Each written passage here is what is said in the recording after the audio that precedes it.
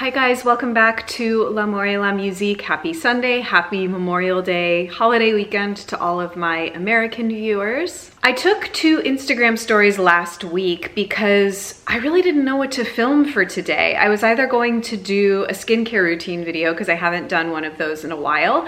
I was also maybe going to combine it with an updated skincare philosophy, skincare minimalism musings, although my skin has been acting out of balance lately. I just think the move, the season change, all of that kind of stuff has just sort of precipitated my skin going back into its out of balance state, which is dry and dehydrated. So I'm kind of working to rehabilitate it. I also have a Lena Hansen brand review that I could do. I've tried those products over the last several years and I've tried everything in the range. So that's another brand review that I could do.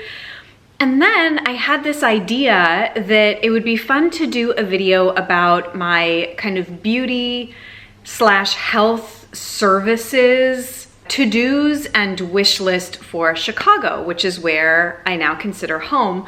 I have lived in Chicago before. I actually went to college here, lived and worked here for several years after, but I'm back and it's great to be back. I'm not really one to make like big announcements or big proclamations about my life. I've become, since being on social media, just become much more private, understated with that stuff. So if you've been asking me questions that are more personally related somewhere on social media and I haven't answered, it's just because I don't really answer a lot of questions about my personal life anymore. And if that information comes out, it will sort of come out in nonchalant ways, I guess, if that makes sense. It's just the way that I feel most comfortable handling my life on social media. And I made a little list. I have 8 places on this list that I'm going to tell you about. And this is basically because, let me back up a little. I was not sad at all to leave Boston, despite like some comments that I got from people. I think that you're talking poorly about Boston because you have mixed feelings about leaving. No, like, let's make no mistake about it. I didn't love living in Boston. I think it's a great city to visit and it's very historic and all of that, but I really did not enjoy living there that much for a number of reasons I could get into in another video maybe at some point. And I had wanted to leave for quite a while. However, there are several things that I really will miss about living in sort of the Boston Providence corridor area since 2007. It goes without saying that like all of the good friends that I made, and in particular like the DJ network that I had, I will miss that immensely.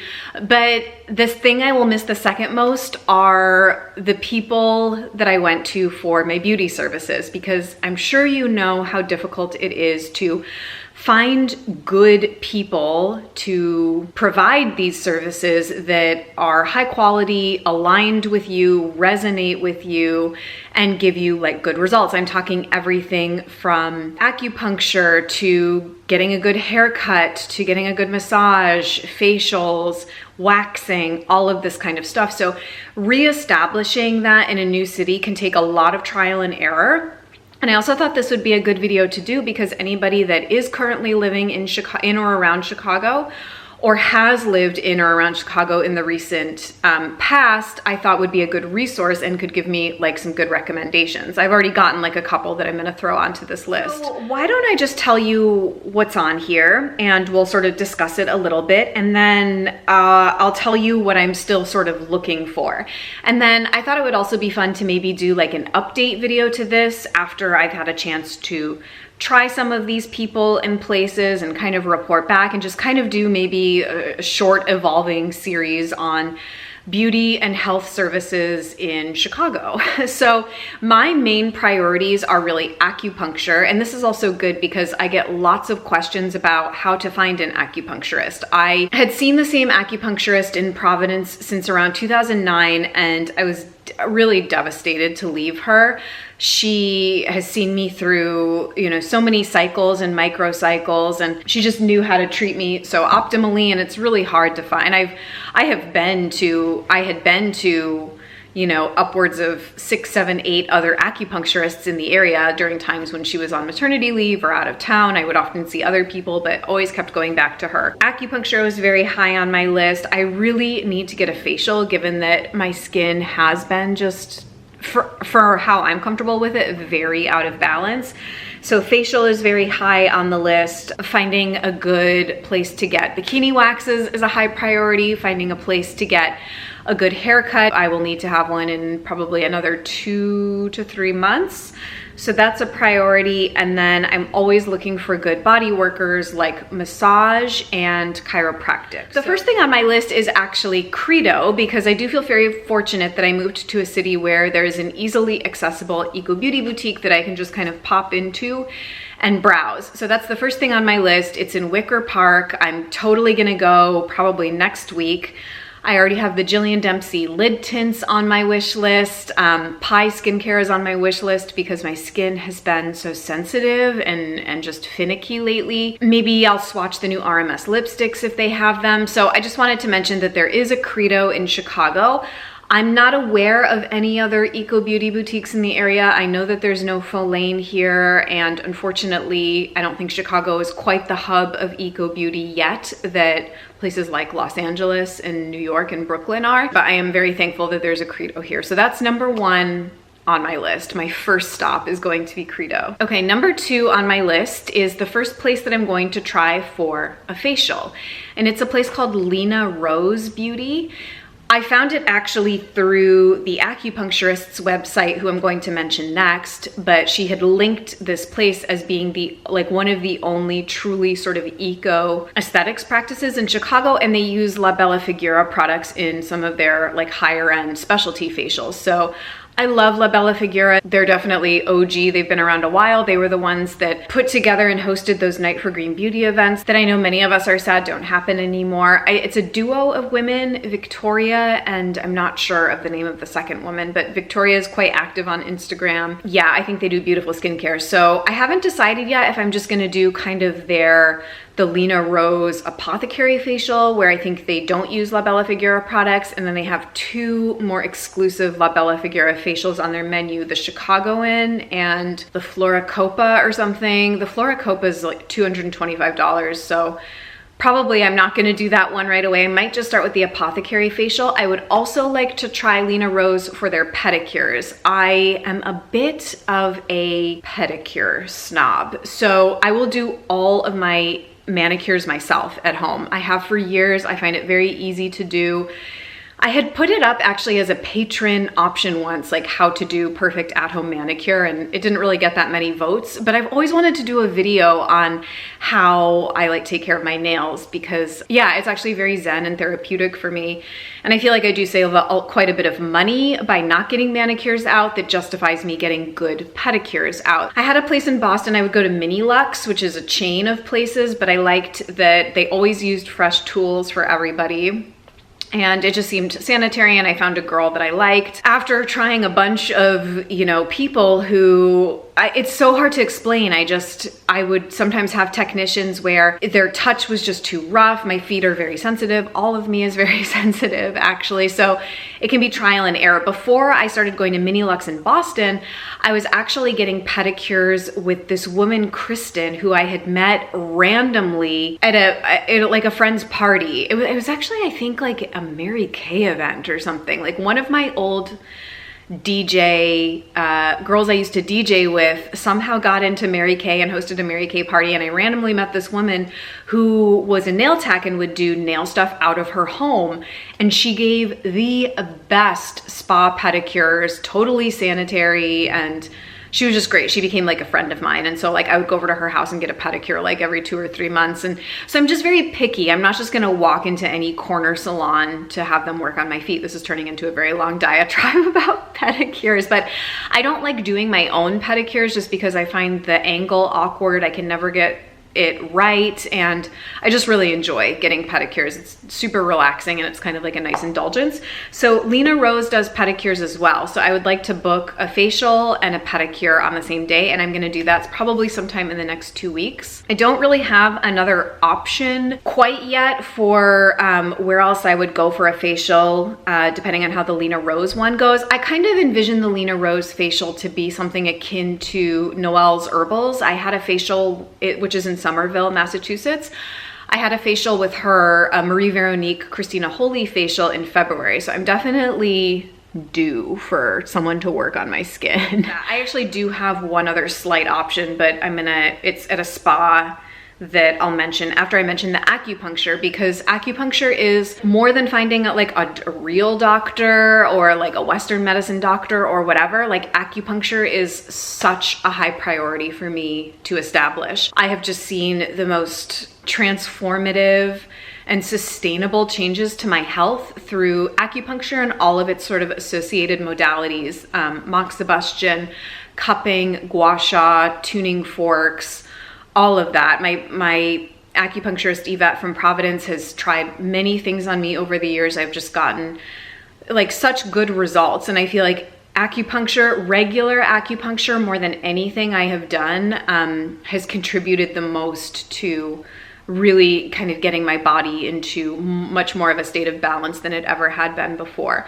I was fortunate enough that my insurance in graduate school covered it, so I was able to go weekly for about 4 years, which was a huge blessing. A lot of people obviously don't have that kind of insurance coverage, and if you're paying out of pocket once or twice a month, I think is completely fine, unless you're dealing with like a more acute condition like healing an injury or fertility treatments or things like that, where you really do need to be going like weekly.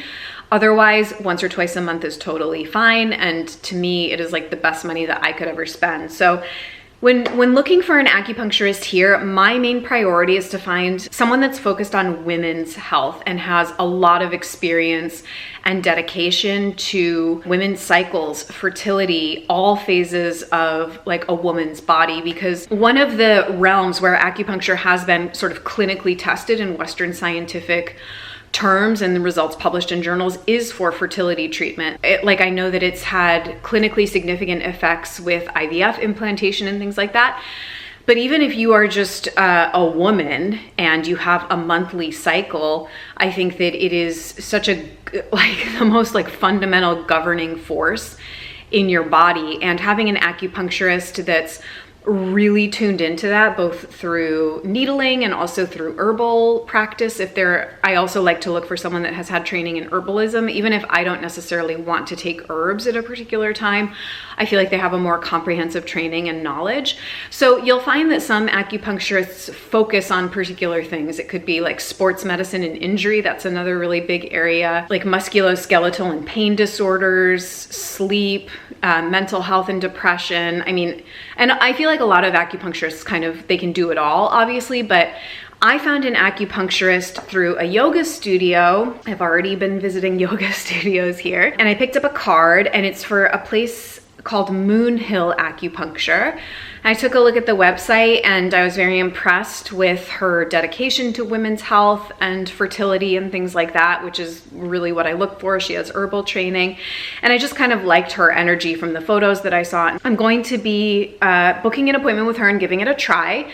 I also think that, and this is advice that I give to people too, it can take a while to find a practitioner of any sort that you feel resonant with. I think you get the best results from any health or body work practice when there's some sort of resonance or connection between you and the practitioner. And basically the way that I know that is just how I feel after a treatment. How long do I sustain those results? Do I think about wanting to go back? It's sort of just tuning into how your body integrates the treatment and listening to signals that you would like to see that person again for a treatment in a set period of time or explore someone else. And there's obviously no wrong or right answers, and everybody is completely different. And also your body can need different things at different times. So my first stop is going to be to Moon Hill Acupuncture, and we'll see how it goes. The next thing that I would like to find is a good chiropractor. However, this is going to be probably one of the most challenging things because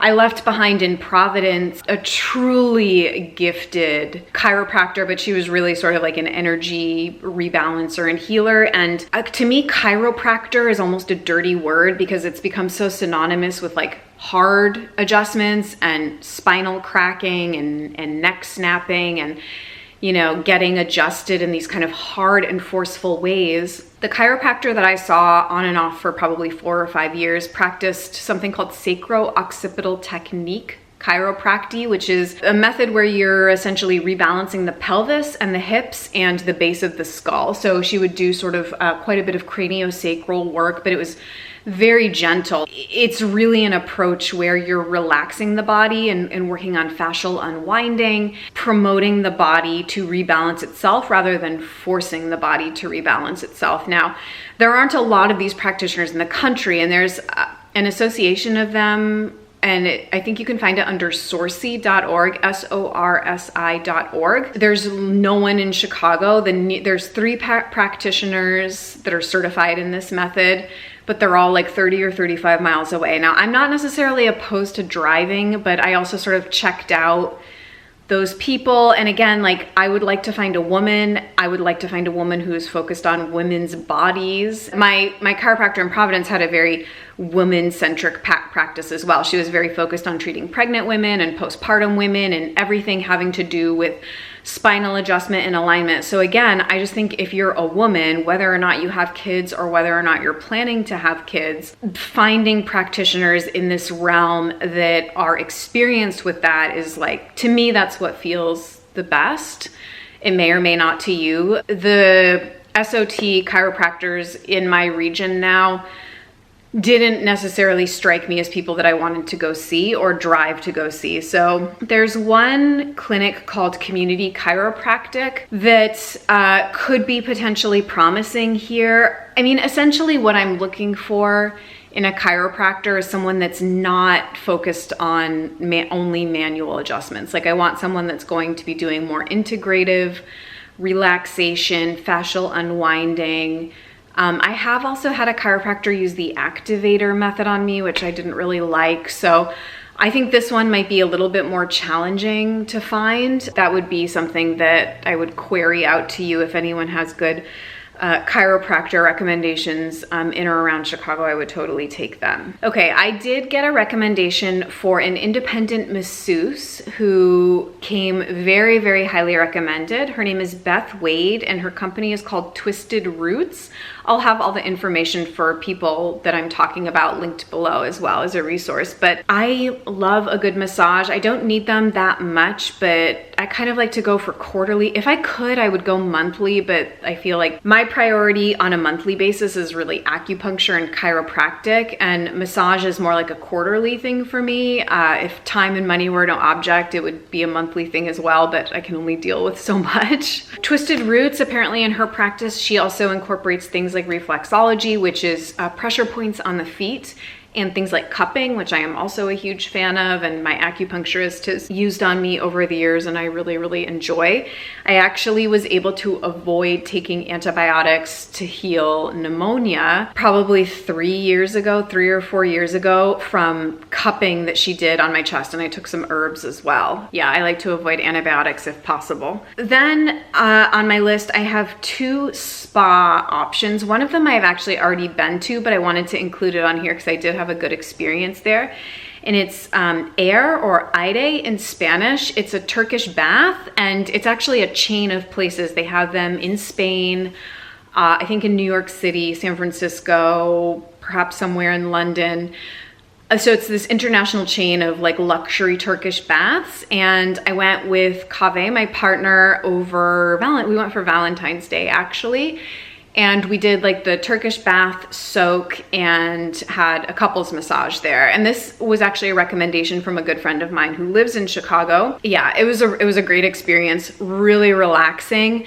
The only thing I don't like, and I know that this is just like, I know Turkish baths are communal spaces and that's the whole point, but I don't know, like, am I just such a weirdo that I don't really like having a spa experience with so many other people nearby? I mean, it was just a little crowded, I think, when we went, but the massage was really, really good. I would recommend that place for kind of like it doesn't even have to be like a romantic thing with your partner. You can totally just go and have a relaxing afternoon by yourself. My second spa option actually comes from Jenny Patinkin, who I've been following more closely when I found out that I was going to be moving back here, because she's based in Chicago. If you don't know who Jenny Patinkin is, she has her own line of luxury makeup brushes, and she's a Chicago-based makeup artist, and she does a lot of work on HSN, and I think she's like featured on local news and or maybe like national news as well. And she oftentimes will document a lot of cosmetic procedures that she has done, as well as beauty and spa services that she goes and experiments with in Chicago. So she'll do things, more aggressive treatments than I'm interested in, but like Botox facials and peels and just things that I'm not there yet. She gave a recommendation for this place, Allyhu Spa, Alllyhu. And I think she had like an infrared body wrap. She had some sort of a really amazing body treatment done. And right away, just from like looking at this, she did some stories of the space and it looked beautiful. I jumped on their website immediately, and they have a very nice menu of services. And that's the other place that I would consider experimenting with getting a facial at. I would prefer to go to them more for like their body treatments. But depending on how Lena Rose is, I might experiment getting a facial at Allyhu as well. Okay, the last place I'm gonna mention, I have also been before, and it was a place I used to go to regularly when I lived here previously. And it's where I went for my bikini waxes. It's a waxing spa called Cleise, C-L-E-I-S-E. They specialize in Brazilian waxing. That's kind of like their whole thing. But the thing that I look for in a waxing practice, and that I would recommend you do as well if you're interested in getting into body waxing. The only thing I wax is my bikini line also, by the way. I've gotten some questions about like my thoughts on laser hair removal and other body hair removal. Honestly, I'm not like an excessively hairy person. I've never shaved my face or dermaplaned my face. I've never really felt a need to. I don't really care to remove the hair on my arms. Honestly, I'm kind of fine with shaving my armpits and my legs and waxing my bikini area. I don't like to shave the bikini area.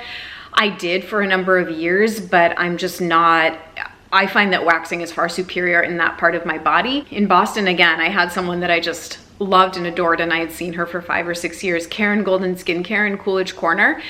She uses hard wax, and that's the most important thing that you want to look for if you're considering doing bikini waxing or really any body waxing. It's essentially like a hard purple wax that they spread on and rip it off. So you just don't, in my opinion, and I have had these done and they are so painful. Like any kind of sugar wax or any kind of wax where they spread the wax down and put a cloth strip and rip it off. To me, that is literally 100 times more painful than hard wax removal. You also want to generally ask for a senior waxer, a senior esthetician, just someone that's been there for a little bit longer and has more experience. Especially with the bikini wax, you just want someone that's going to go quick. Like you want to be out of there in like 8 minutes, you know? I've been to Cleise before. I think they do great work. It's expensive, but to me it's worth it. So that would be my last recommendation. Now I want to end with the things that I could really use your help on. I would always welcome recommendations for good yoga studios. I know a lot of people here go to Moksha. I think that's a popular studio. I've had a home practice for a really long time. I've done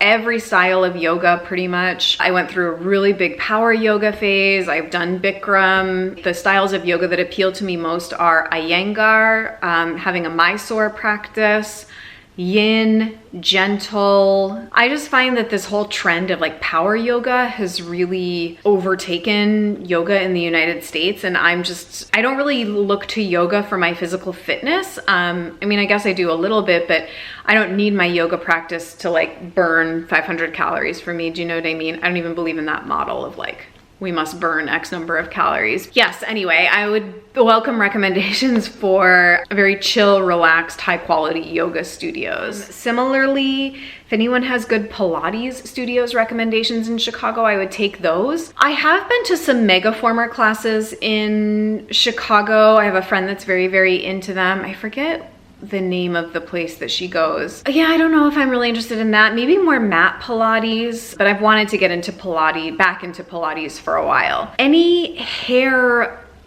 places I can get my hair trimmed recommendations. I don't need anything super fancy. I basically go for a trim every 10 to 12 weeks. I'll maybe do a semi-permanent dye to just sort of like boost the richness in the fall and winter, and that's really all that I need.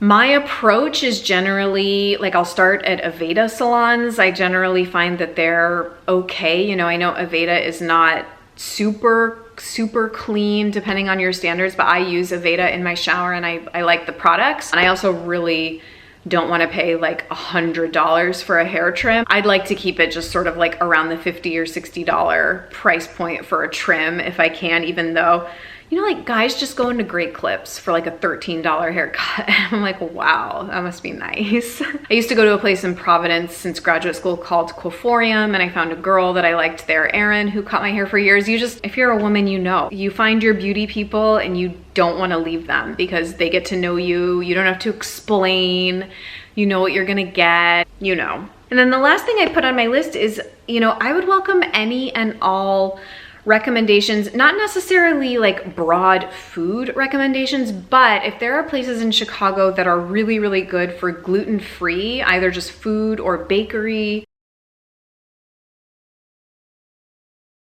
or traditional foods focused. Those are kind of the two avenues of food labeling that I will align with. I'm not into food labels or food dogma or diets or any of that, but I like to eat gluten-free if I can. I've been into traditional foods and traditional food preparation for a number of years. I haven't done any videos on that stuff in so long, and I want to because it's still like such a big part of my life. Like the thing is, when you say health food, a lot of people, I think, tend to think of like juice bars or vegan cafes. That's not my definition of health. And I talked about this actually in my healthy pet peeves video, which is over on Patreon. So, like, it's irritating to me that people think that juicing and eating raw and eating vegan is healthy. I just don't believe that that's the healthiest diet for a lot of people. It's so dependent on where you're at constitutionally, the climate that you live in, the season.